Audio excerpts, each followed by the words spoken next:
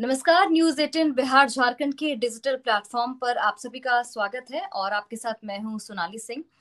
सबसे पहले आपको होली की बहुत बहुत बधाई। और होली में ऐसा अक्सर देखा जाता है कि कई लोग बीमार पड़ जाते हैं, कई लोगों को स्किन की एलर्जी हो जाती है। तो इन सभी सवालों के जवाब के लिए कि आप कैसे बचे इन सब चीजों से, उसके लिए हमारे साथ एक खास मेहमान जुड़े हैं, डॉक्टर दिवाकर तेजस्वी सर। आपका बहुत बहुत स्वागत है। जी बहुत धन्यवाद सोनाली। जी सर, सबसे पहले स्किन एलर्जी पर बात करते हैं। रंगों से स्किन एलर्जी काफी होती है, उसके लिए क्या कुछ सावधानियां बरतनी चाहिए? देखिए, सबसे पहले जो है कि केमिकल रंग जो होते हैं जिसमें कि हेवी मेटल्स होते हैं, जैसे ग्रीन कलर में मालाचाइट ग्रीन होता है, ब्लैक में बहुत सारे टॉक्सिक ऐसे हेवी मेटल्स होते हैं। तो उन सबों को नकारना है होली में, उन केमिकल कलर से बाय बाय करनी, और हर्बल और वेजिटेबल कलर्स जो कि स्किन फ्रेंडली होते हैं उससे खेलना है। तो इससे आप जो सीवियर स्किन एलर्जी होती है उससे बच सकते हैं। दूसरी चीज है कि शरीर पर अगर आप नारियल के तेल का लेप लगा लेते हैं तो वो एक प्रोटेक्शन का काम करता है आपके त्वचा और रंगों के बीच का, और उससे आपकी त्वचा बच करके रह सकती है। और तीसरी चीज जो ध्यान रखने वाली बात है कि जब भी आप रंग छुड़ाने जाएं तो उसमें बहुत गर्म पानी से उस रंग को न छुड़ा करके हल्के गुनगुने या ठंडे पानी से रंग को छुड़ाएं, क्योंकि उससे स्किन की सेंसिटिविटी और ज्यादा, अगर गर्म पानी से करते हैं तो इन्फ्लेम्ड ऐसे ही स्किन रहता है केमिकल कलर से, और ज्यादा उससे डैमेज होने की संभावनाएं बढ़ जाती है। तो इन सब बातों पर ध्यान रखते हुए होली खेलनी चाहिए, और केमिकल कलर को तो अब एकदम नकार देना चाहिए। सर, जैसे आंखों में रंग चला जाए या फिर बालों में रंग धोने में परेशानी हो, उसके लिए क्या कुछ करें?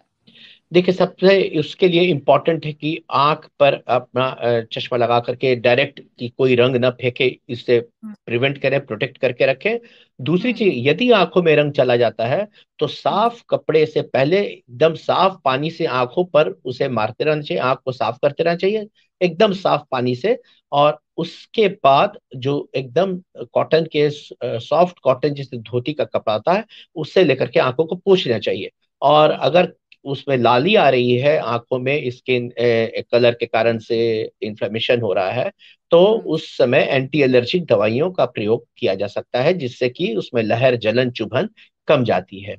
और उसके बाद भी यदि आपको लग रहा है कि परेशानी या आंख गड़ रहा है तो निकटतम आई आई के डॉक्टर से दिखवाना चाहिए कि कहीं कॉर्निया पर आपके कभी अभ्रक मिले हुए अबीर जो रहते हैं वो आंखों के अंदर चले जाते हैं, और अभ्रक का पार्टिकल्स जो, अब तो वो नहीं चलता, अब तो अरारोट वाले ही चलते हैं जनरली, लेकिन अगर उस तरह के केमिकल और ये सब रहता है जो आंख के कॉर्निया पर डैमेज कर सकता है, तो अगर आंख के कॉर्निया पर डैमेज और आपको ज्यादा चुभन जलन और परेशानी हो रही है, देखने में आंख से पानी लगातार आ ही जा रहा है, तो निकटतम आई सेंटर पर जाकर के आंख दिखवा लेना चाहिए तत्काल। हम्म। होली चूंकि खाने पीने का त्योहार है, ऐसे में लोग ओवर ईटिंग भी कर लेते हैं, उसके लिए क्या कुछ करना चाहिए? क्योंकि जी ऐसे में देखिए, काफी प्रॉब्लम होती है, एसिडिटी की भी, लोगों को तबीयत खराब या होती है। हाँ। या ये बात सही है, हम लोग का त्योहार जो है उसमें खाने पीने का भी उतनी ही इम्पोर्टेंस होती है जितनी कि खेलना और मस्ती का है। लेकिन हम्म। खाने पीने में अब एज के हिसाब से और अभी जितनी क्लिष्ट भोजन है, डिफरेंट तरह की बीमारियां लोगों को हो रही हैं, शुगर की बीमारी है, ब्लड प्रेशर की बीमारी है, गैस्ट्राइटिस हो रही है, एसिडिटी है।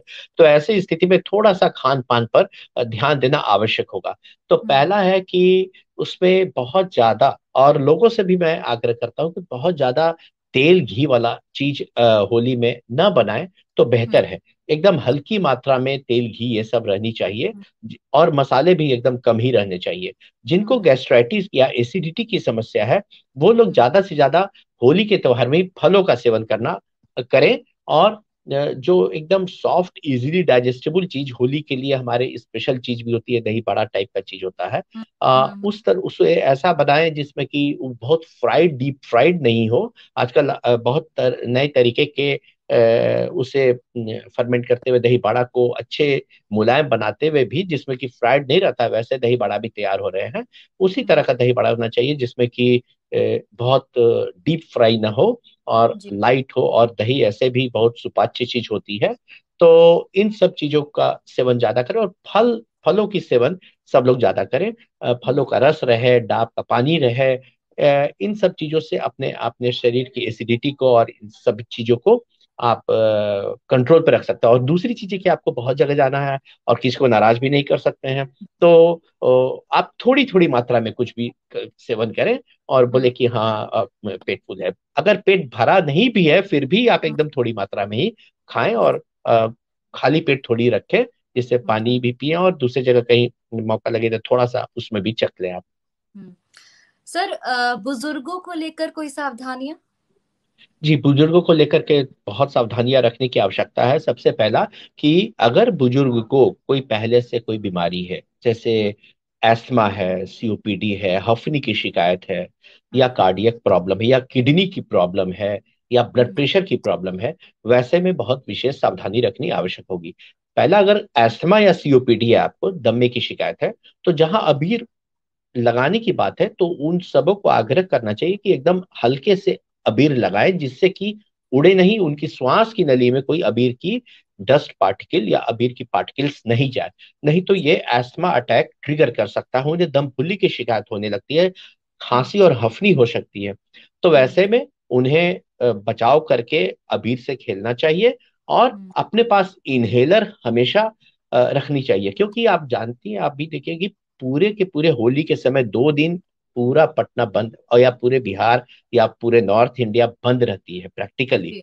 तो उस जी। समय दवाइयां भी मिलनी कभी कभी मुश्किल हो जाती है। तो बिल्कुल। इनहेलर अपने पास पहले ही खरीद करके रख लें, कि हम्म। वैसी स्थिति अगर आती है और आपको हफनी होने लगती है या दम फूलने लगता है, अबीर के महक रंग से या डस्ट चले जाते हैं, तो आप तुरंत उससे अपने को निजात पा सकते हैं। आप आपके श्वास को, प्रक्रिया को आप नॉर्मल कर सकते हैं।